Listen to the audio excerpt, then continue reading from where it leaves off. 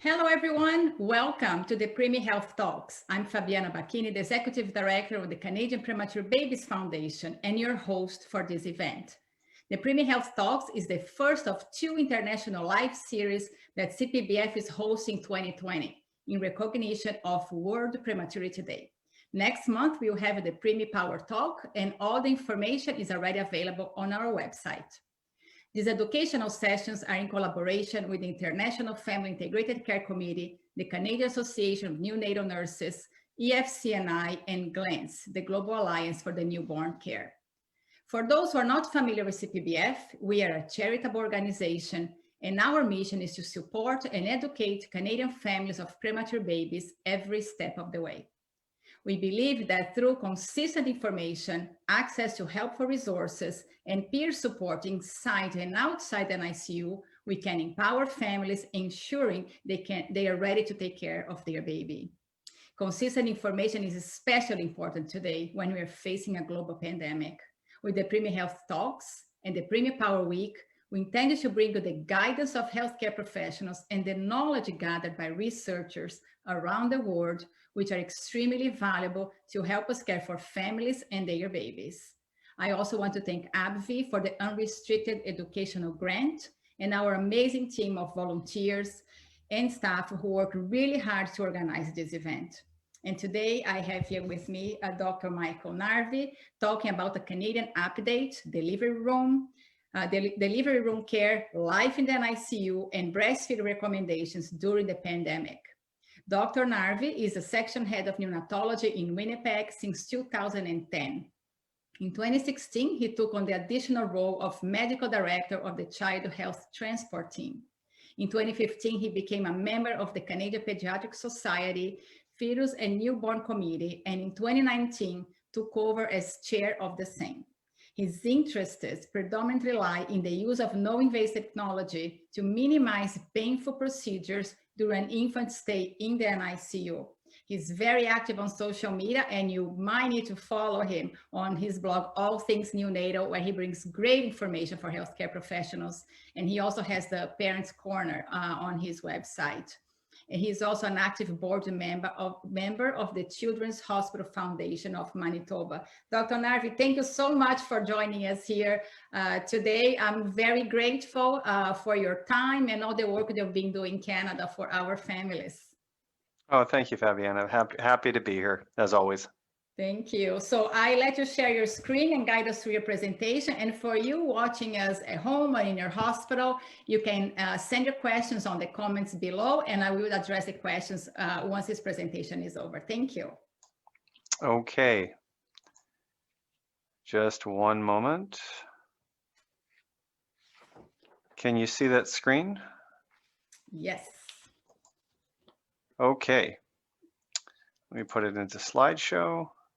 There we are. Okay. So good afternoon, everybody, wherever you're tuning in from. I suppose if you're on the West Coast, this could still be morning for you.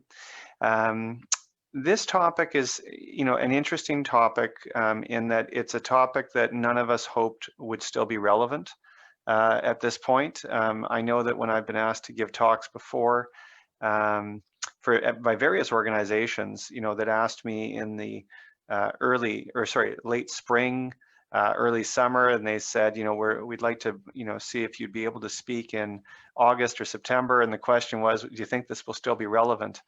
And sometimes, as the saying goes, you hate to be right. And I remember saying in the early summer that not only did I think it would still be relevant, but I said I think we're going to be knee deep, in a lot of trouble by the fall. And that seems that that's where we are. But there is hope. There is hope for a vaccine, and there's hope that doing what we need to do, such as social distancing and wearing masks, will help curtail some of the spread. So what I am going to do here, though, is I'm going to take you through 3 practice points that the Canadian Pediatric Society has with care of patients in the era of COVID-19. We will talk about some of the controversy that exists around the concept of vertical transmission. And we will recognize concerns with respect to breastfeeding during this time, but As I said, we hope to give you some good news. I will also tell you what steps we can take, and also some considerations that we should be thinking about in order to mitigate risk. I would like to disclose that I'm receiving no financial compensation for any sponsor in the production of this talk, and I have no conflicts of interest to disclose. I should mention that these opinions are my own, and while I am sharing basically bird's eye view summaries of the Canadian Pediatric Society statements, they have not asked me to speak here, so this is my interpretation of things. I'll start off with what I would say is unfortunate news. The unfortunate news is the last 3 practice points were updated on May the 6th. The original statements came out April the 6th. And in the beginning of our experience with COVID-19, I don't think it would surprise anyone to know that there was an explosion of research, of case reports, of case series, as places such as New York, as Italy, were describing their experience with a growing virus. And with that, our understanding of what was going on with COVID was changing rapidly. And so there was a need for frequent updates. The CPS and myself and our Fetus and Newborn Committee have been working on coming up with new practice points on these 3 topics. And I'm happy to say that as of this morning, they are finally being approved for going to press, or press, as I say now, is digital. They'll be on the CPS website at cps.ca. And I don't know when that'll be, but I'm hoping the next couple of weeks. The statements, though, or the practice points will remain the same. They are delivery room considerations for infants born to mothers with suspected or proven COVID-19, NICU care for infants born to mothers with suspected or proven COVID-19, and something that I know is of interest to virtually everyone who listens to this topic, especially families, is breastfeeding when mothers have suspected or proven COVID-19. So as I mentioned, the first statement on delivery room considerations was first posted in April, subsequently revised on the 6th of May, and I'm hoping before November 6th, we'll have an update. One thing that I think we need to talk about before we get any further, though, is much has been talked about with COVID-19 testing, and someone you know or love has probably already gone. You might have already gone for testing at one point. But it's important that you understand what the COVID-19 test is. The test for COVID-19 uses a technique called PCR, which is polymerase chain reaction, which is a way of replicating DNA or RNA. And what it does is basically it looks for small amounts of the genetic material, and it amplifies it again and again and again over 40 times, or up to 40 times, before the machine that is testing for the genetic material says, aha, we've reached the threshold that this is now a positive. So the problem with the test, it's a benefit and it's a problem at the same time, is if you've got essentially one piece of genetic material present, whether it's alive or dead, it can ring off positive. So this raises the question sometimes, when somebody tests positive, is this a true infection? Could this be contamination by a piece of virus that was around at delivery? So it's not really an infection, it just happens to be a piece, alive or dead, of virus. But also we know that people will continue to test positive long after they've had the infection, sometimes for weeks. And so when these people are testing positive, are they still positive as in transmitting the virus, or do they just have evidence that they've had the virus? So it's a very sensitive test, and it's important to just differentiate that when we exclusively use the PCR, we don't always know if it's live or dead. So as far as looking at the totality of the experience so far, we do have by Walker this very nice systematic review that looked at 666 babies born to 655 women. This is from the British Journal of Obstetrics and Gynecology from June. And one of the things that the study highlighted, and I think it was very nice to see that it was put out there, is that there were many studies that are in the literature which are actually duplications. So it's the same patients published by different authors. And so one needs to be careful. You know, for example, let's say a paper comes out saying there was a case of vertical transmission, and there are 10 different people that publish that. It looks like there's 10 babies that were infected, but it could only be one. So out of the 666 babies, they found 28 babies that they believed had vertical transmission or suspected vertical transmission. About twice as many were born via cesarean section. And don't think though that means that you're far more likely to be delivered via cesarean section because your baby's more sick. It's important to understand that in the early phases of this pandemic, there was a concern that this virus was very similar to SARS from the early 2000s and would cause a lot of prematurity, and that the babies would be very sick. So they were delivering a lot of these babies premature, around 33 to 35 weeks, in anticipation that they could get sick, and because mom wasn't in labor, they would do a cesarean section. So this doesn't put you into greater risk of having a cesarean section, but the bottom line is there aren't that many babies that are actually infected at birth with COVID-19, and the important word, and I should have underlined it here, is suspected. So this does not mean they have it, it means they might have had it. Some convincing babies, though, that were born, and I'm just going to share a few of them. And this one really turned things up on its head, so to speak, from Lima, Peru, was a baby who was born to a mom in respiratory failure.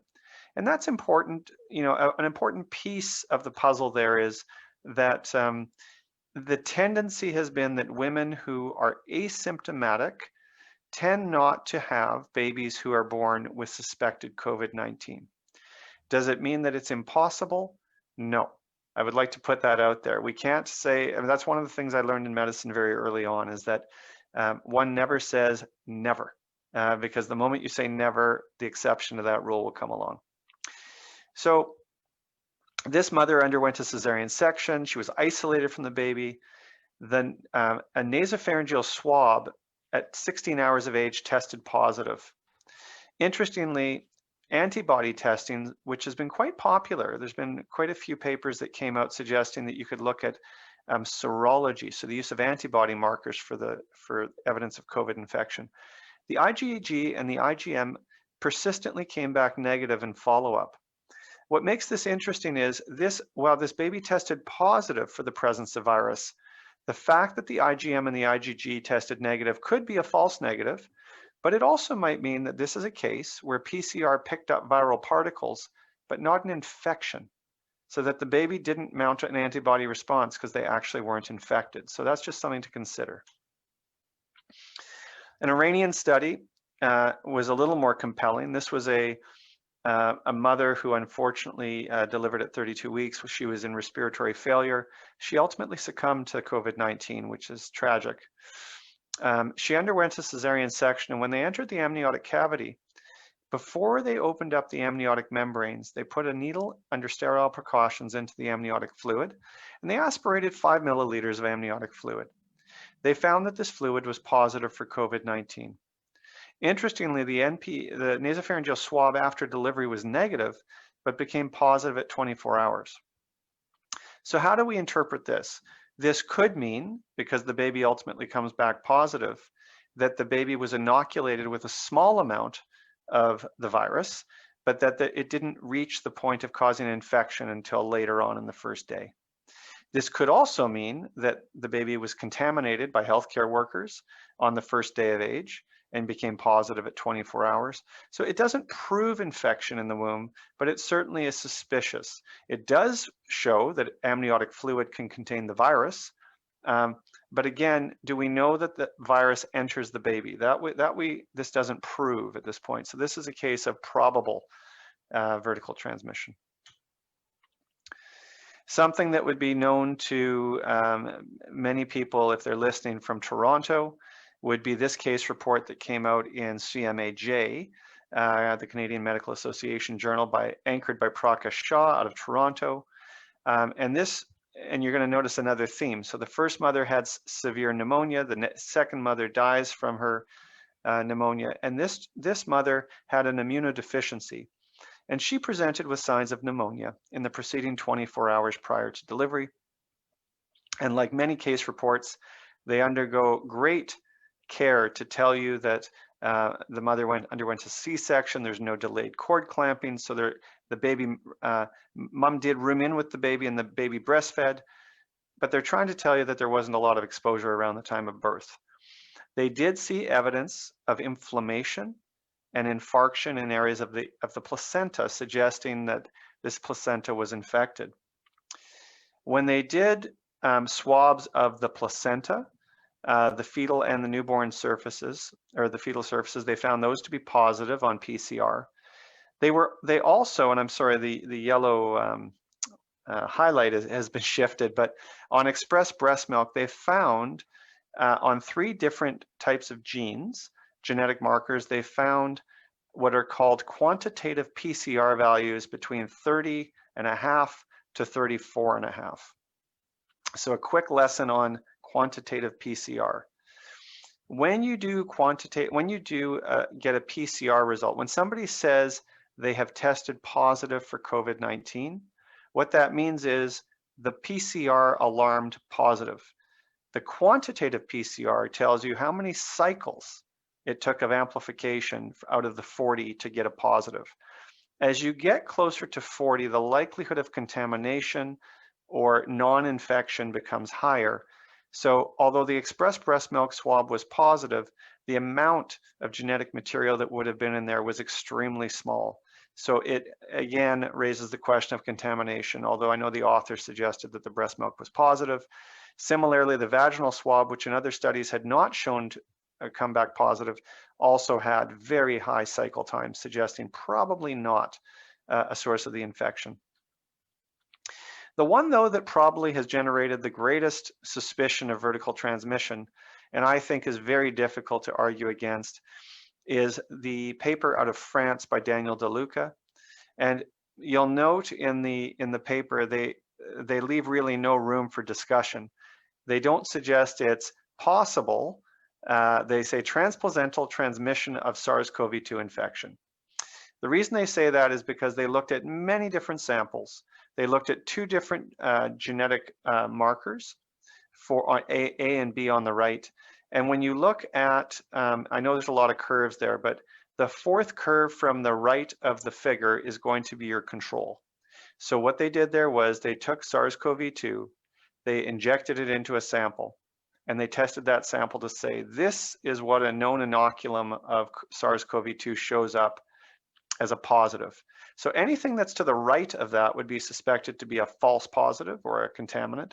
Anything to the left would be considered a significant positive. So for example, the curve to the far left, whoops, sorry, the curve to the far left, excuse me, as I was saying, is placental surface, followed by nasopharyngeal swabs, rectal swabs, nasopharyngeal swabs from the baby, nasopharyngeal swabs from the mother, and then blood. All of these tested positive compared to the standard, okay?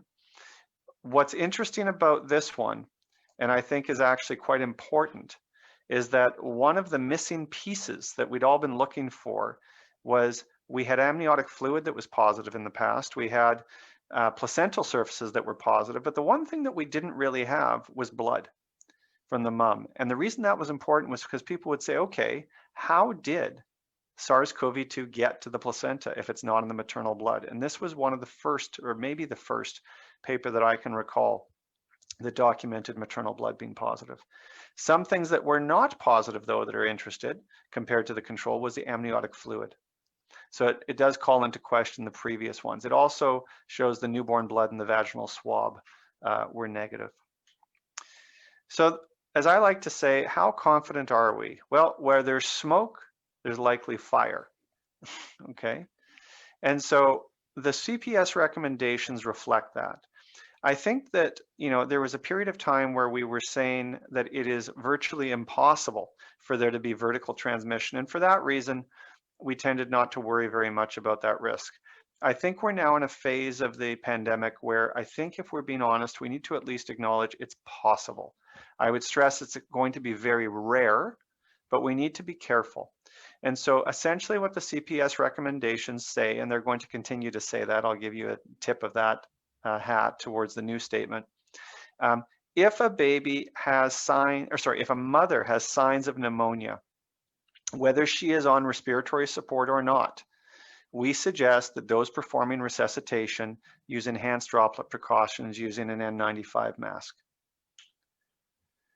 That's the main point from that statement. So vertical transmission is a possibility, although rare, and that you should protect yourself with an N95 mask if a mother has either immunodeficiency or signs consistent with pneumonia. Moving on to the second one, what do you do for the baby who is actually in the unit? How do you care for them? Now, as I say these recommendations, these are recommendations that essentially are the ideal.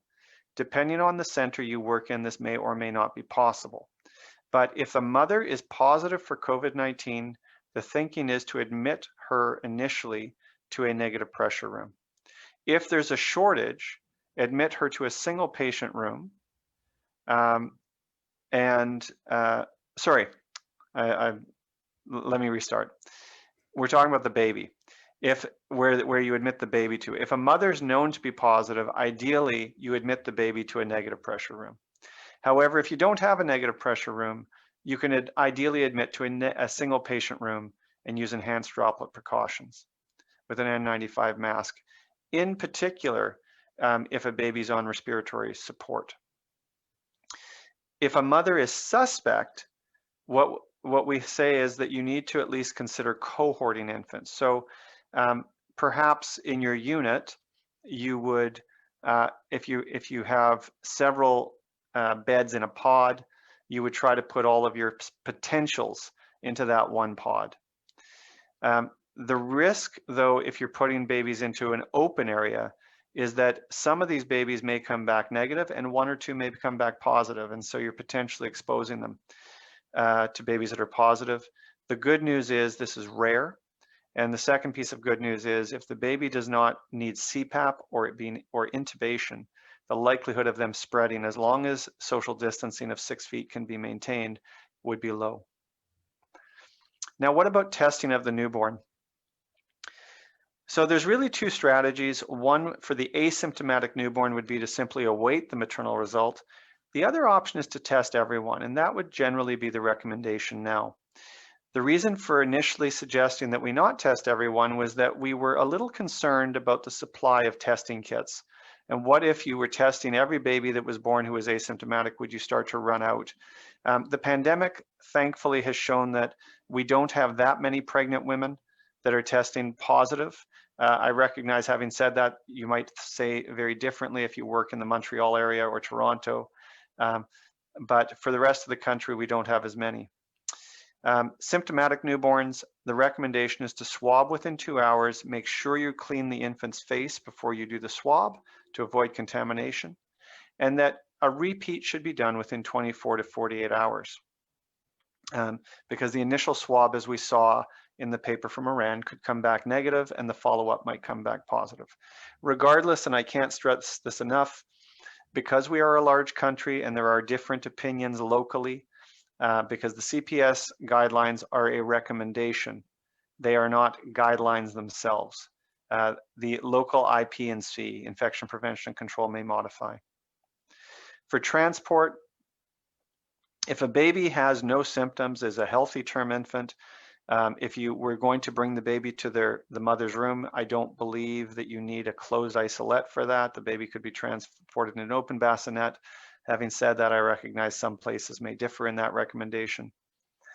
Outborn infants that are going to be transported in a closed space, we think all babies should be moved using N95 masks. We do know that, as I said, some babies have tested positive. We don't know for sure when they will convert to being a positive if they're negative initially. And so for that reason, especially given the close quarters and not being able to social distance, using an N95 or half mask or other, viral mask to suppress viral transmission of that caliber would be required. And lastly, we're going to talk quickly about breastfeeding when mothers have suspected or proven COVID-19. This has been a very controversial topic. In the April 6th statement, because I hope people will understand, we were very concerned about a virus that was spreading rapidly. We didn't understand a lot about it, so we had suggested in the initial April 6th statement that mothers prior to breastfeeding should wash their breasts with soap and water before putting the baby on. Other organizations had also recommended similar positions, but where we all sort of gravitated to, or several gravitated to, was rather than insisting on washing every time, perhaps it was more prudent that if a mother had coughed or sneezed on her open chest and she didn't have a gown on, she didn't have a mask on, before she puts the baby on, she would wash her chest with soap and water gently. This did meet, even with that limited use of soap and water, met with great criticism. And one of the things that has been pointed out is that we have yet to see really a baby who's become infected from COVID-19, but there can always be a first. There is one paper that is out there of a mother and infant dyad where the baby became positive for COVID around the time that mother's breast milk tested positive at about 9 or 10 days of age. But when you look at papers like this, which is a relatively large study out of New York, you can see, as unfortunately New York was inundated with cases. This study just went on to show that that there were no babies born to mothers. Of the 120 neonates who were identified as being born to mothers with COVID-19, none were positive at 24 hours of life, and none of them actually became positive, over the course of their stay in the hospital, and many were breastfed. 80% were breastfed, and 80% to 85% roomed in with the mothers. So even with rooming in, even with breastfeeding, if you use precautions, you can prevent transmission. I have this slide up. This is from now a couple months ago or 3 months ago, but the reason I threw this slide up was because one of the criticisms, this is a little bit of a, meant to be somewhat humorous slide, but one of the criticisms that I had and our committee had was, that we were going to be single-handedly curtailing the rates of breastfeeding in the country. And so this study, or this slide, was put in just to show that even if we have the recommendation with soap and water for the limited use, it's likely to have very little impact on rates of breastfeeding. And that's because if you look at Quebec, which at the time had 97,000 cases in Quebec on a population of 8.5 million, that was 1.1% of the population. So even just to put that in perspective for a moment, even though we've all been thinking about COVID and we can't stop thinking about it, 1.1% at the time, this was a few months ago, of the worst hit province had COVID-19. Now, if you looked at there's 84,000 births a year in Quebec, and that's about 1% of the population, you'd expect then that there's about 970 women per year who would be pregnant with COVID-19 using those rates. But recognizing that you have to deliver within that 2-week time frame of having COVID-19, given that there's 40 weeks, that brings you down to about 49 women that you'd expect might present with symptoms of COVID-19 or be positive for COVID-19 around the time of delivery. And when you look to see that 90% of babies, so how many women breastfeed? Well, this is a wonderful statistic for Quebec. 90% of women in Quebec initiate breastfeeding. So there's really now 44 women out of the original population of 8.5 million that this would apply to. Given the precautions that we all have around COVID-19, how many times do you think that this would occur with a mother who's not wearing a mask or wearing a gown and protecting her chest? I would put to you that there's probably 1 or 2 babies a year that this would actually impact. So I think that we can be safe without really having any significant impact on breastfeeding rates. So conclusions, I want to leave you with that the risk of vertical transmission does remain low, but that it's the sickest of mothers we need to be worried about. We should definitely continue to recommend breastfeeding. We should definitely continue to cohort mums and babies together. Because the literature is getting more robust, it's going to take much bigger studies to really, as I say, move the needle now. So these COVID recommendations should be good for at least a while. I think things that we do need to watch for, and we're already starting to see it now, further reports on breast milk, availability of rapid testing. I think that will help clear things up a lot. And then given that we're just starting cold and flu season, I do hope you get your shot. But I think that we're going to have to look at the effects that this will have on isolation, because as we all know, a sore throat, cough, cold, and so forth is going to lead to people having to go for testing. So these are things on the horizon, and thank you for your time. And I will just stop the share. Thank you, Dr. Narvey. That was a wonderful presentation and make things very clear for all of us, including parents who are watching us here today. So we have a question here. Do you still isolate or separate asymptomatic mothers and babies if they come from out of catchment area or high risk areas? Did you say, so mom is asymptomatic and baby's asymptomatic? She didn't mention mom asymptomatic. Mom's asymptomatic. So what we would, so if a mom is coming from so if mom's COVID positive and the baby is well, we would keep mom and baby together, and I would recommend that we keep mom and baby together. We know that, from the study that I just presented out of New York, which is a very large study, where they had almost 80 to 85% of babies breastfeeding and rooming in with their COVID positive moms, and none of these babies came back positive. I think that suggests to us that as long as we use precautions, as long as we're careful, we can educate families. And they can safely breastfeed and room in. Absolutely. She also asked, do you suggest a mask for illness instead if babies are breastfeeding and they cannot be isolated from their moms? A mask for the mother? For the mom, yeah. Yes. Yeah, I would have mom wear a mask. I think that's sensible. Okay, so now that we are 7 months into the pandemic, and is it safe for both parents to be present in the NICU with their baby? Oh boy, that's a great question. Yes, we had a lot of those conversations at the beginning of the pandemic because there were so many unknowns and you didn't know how these things were going to unfold, and lack of PPE and keep the staff safe and the parents safe and the baby safe. Yeah. Now you're a little bit further ahead. So what do we know now, or what we learned, I guess, on this first wave that we can apply now on the second wave? See, unfortunately, I would say, regardless of how much time goes by, the answer is going to remain the same, that if a mother and or father is positive, they should not be visiting. And now you might say, but I can already hear the argument. The argument is, but wait, didn't you just say that if proper precautions are taken, we can prevent, infection of the baby? This is true. The problem is when you bring these people, or the parents that is, into the hospital, they've got to go through the front entrance. They've got to, you've got to worry about them potentially touching handrails and the next person's going to touch, pressing elevator buttons. The risk to spreading the virus to other people who have no idea that somebody's just come through the hospital who's COVID-19 positive is the reason that we have to be very careful. Having said that, I am not speaking for all infection prevention and control agencies and public health, here in Canada.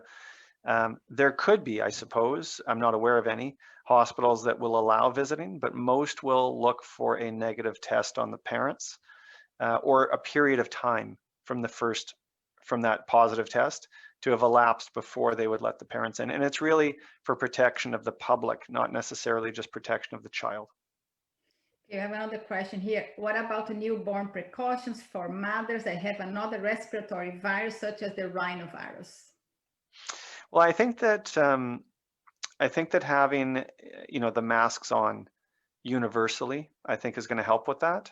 As many people have suggested, I'm sure you've noticed as well, I had one cold in the last 7 months. Now, I did get tested, I was negative, but compare that to how often you have a sore throat normally, or a tickle in the back of your throat, or a little bit of the sniffles, and you say it's allergies, when it's actually not. I think viral infections are extremely common, and one of the benefits of all of this is that because we're using so much skin antiseptic and we're using masks and social distancing, we should see less effective rhinovirus, but still the mask would be effective in that way. One thing that I would like, though, to make a point that, so people are aware, even if, because I know it's a touchy subject about parents not visiting, I'd like to go back to that.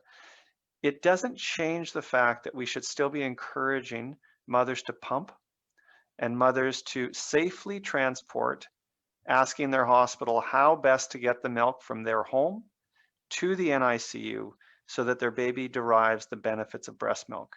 There is no reason, even if parents can't visit, that they can't continue, mothers can't continue pumping and providing that milk to their babies. Absolutely. Dr. Michael Narvey, we've been advocating fiercely here at the foundation to really keep parents together with their babies in the NICU. Yes. And not seen as visitors, but really as part of the care team. Can parents be screened like healthcare professionals if we go, now that we're going to second wave and we don't know how it's going to unfold? Can we keep parents together? Because we don't know also the long-term impact on the parents' mental health of not being able to see their babies. Yeah, are you talking about just screening, without knowing if they're positive or if they are positive? No, yeah, no, if we don't know. Parents need to be there. I mean, in our own unit, everyone is screened upon entry into the hospital. We do rely, of course, and this is, this is a bit off topic, but this is like a public relations message for people to be honest. Mm-hmm. I think that there are so many reasons right now to be dishonest, or dishonest isn't the right word, to downplay symptoms. So I'll give you the example.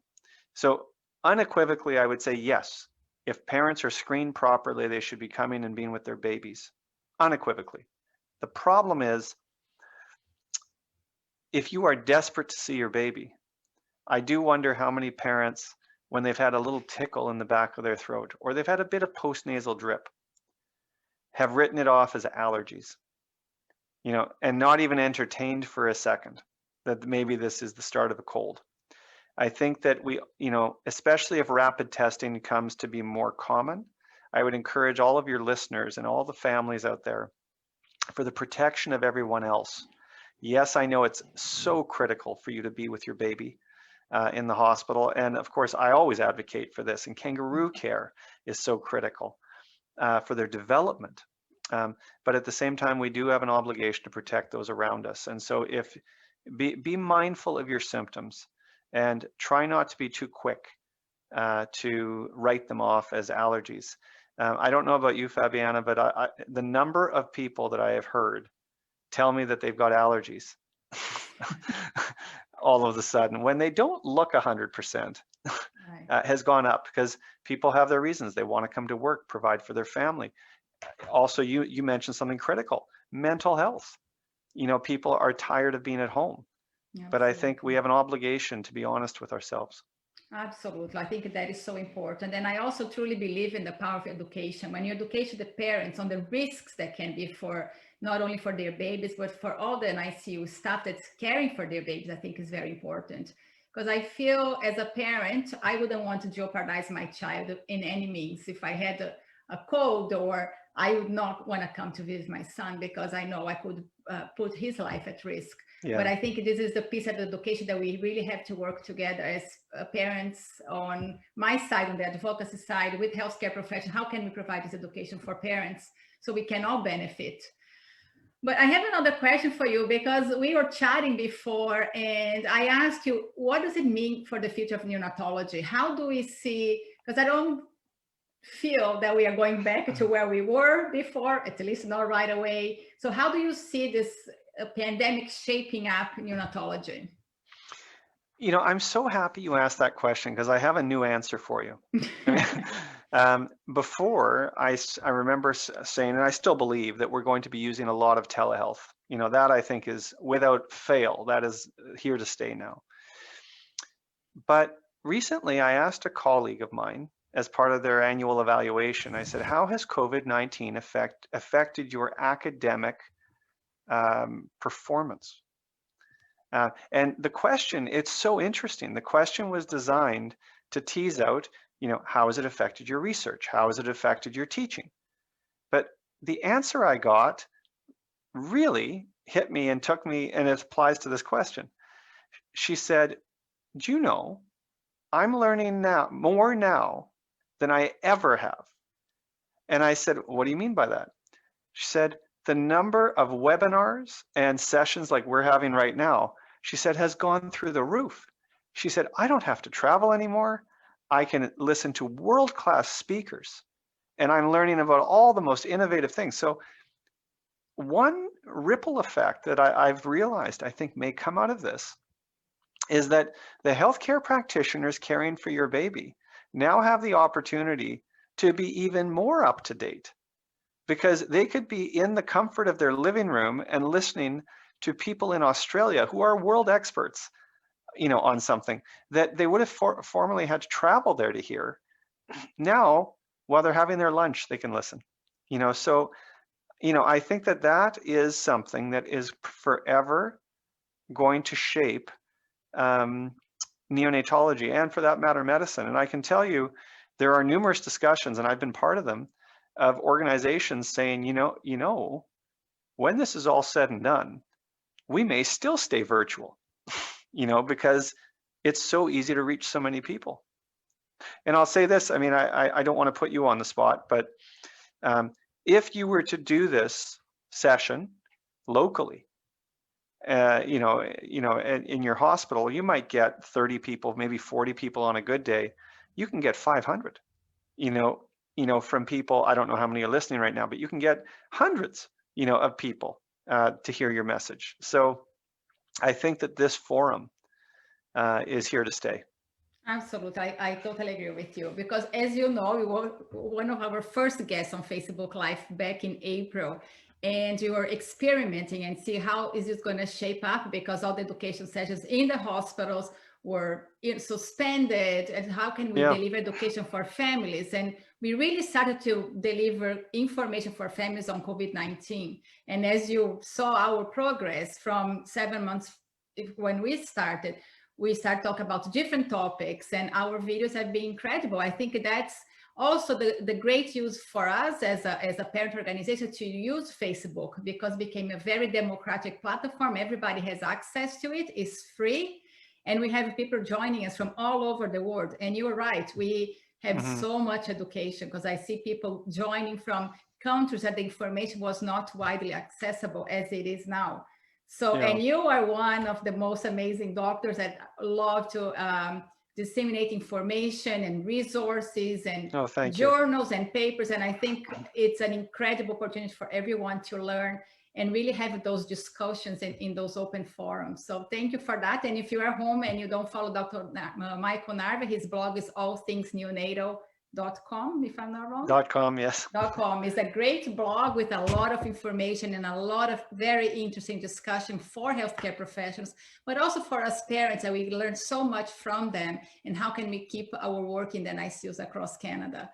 So Dr. Narvey, thank you so much for joining us here today. Always a pleasure talking to you. I always learn so much from you. So thank you.